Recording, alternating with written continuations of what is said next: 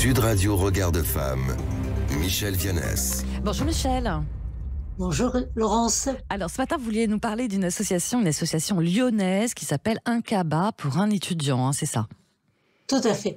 Depuis 2020, je dirais sensibilisée, comme tout le monde, par la précarité alimentaire des étudiants, Marion Dolisi-Galzi a été confrontée, en faisant ses courses dans un supermarché, à une étudiante qui, après avoir calculé le montant de ses courses sur son téléphone, a enlevé de son panier des produits alimentaires de première nécessité. Ça l'a beaucoup troublée. Et en rentrant chez elle, elle a imaginé de créer justement une plateforme pour mettre en relation, en contact, des citoyens et citoyennes qui pourraient soutenir les étudiants et étudiantes et leur fournir des produits alimentaires et d'hygiène de première nécessité.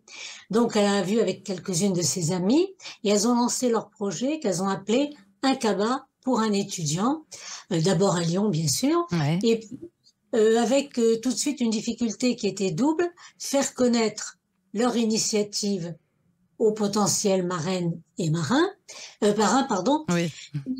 ainsi qu'aux étudiantes et étudiants.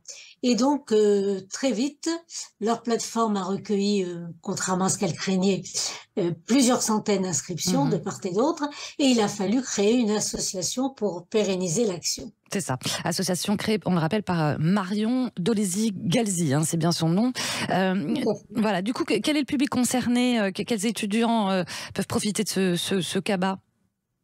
Alors, ce sont des étudiantes et étudiants qui sont âgés de 18 à 26 ans, qui habitent loin de leur famille et qui sont en difficulté alimentaire ou sociale.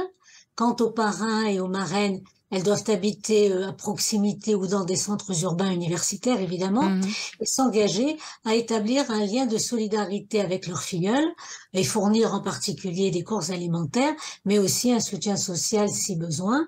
Et on a vu lors de l'enquête qui a été faite au bout d'un an que tous ces étudiants et étudiants apprécient énormément l'amélioration de leur alimentation, bien sûr, mais également de se sentir moins seuls, moins isolés, et lorsqu'ils ont des problèmes aussi bien universitaires que dans leur vie quotidienne. Oui, c'est ça. On a beaucoup parlé aussi de l'isolement des jeunes étudiants. Alors, il faut durer aussi. Comment va se développer ou comment se développe l'association?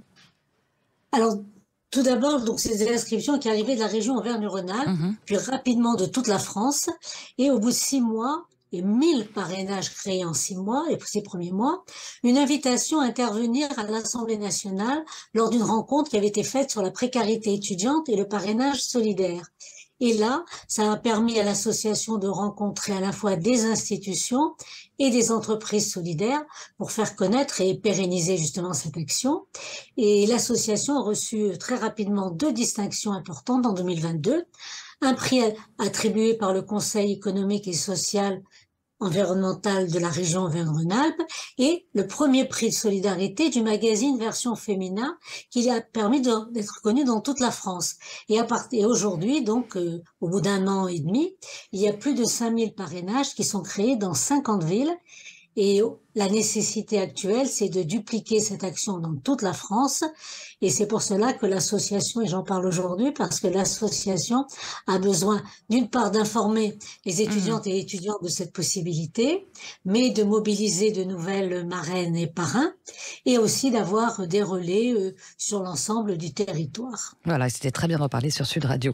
Voilà, si vous êtes intéressé pour devenir marraine ou parrain, ça s'appelle Un Cabas pour un étudiant. Merci beaucoup, Michel Vianès. Merci à vous, Laurence. Week-end prochain, merci.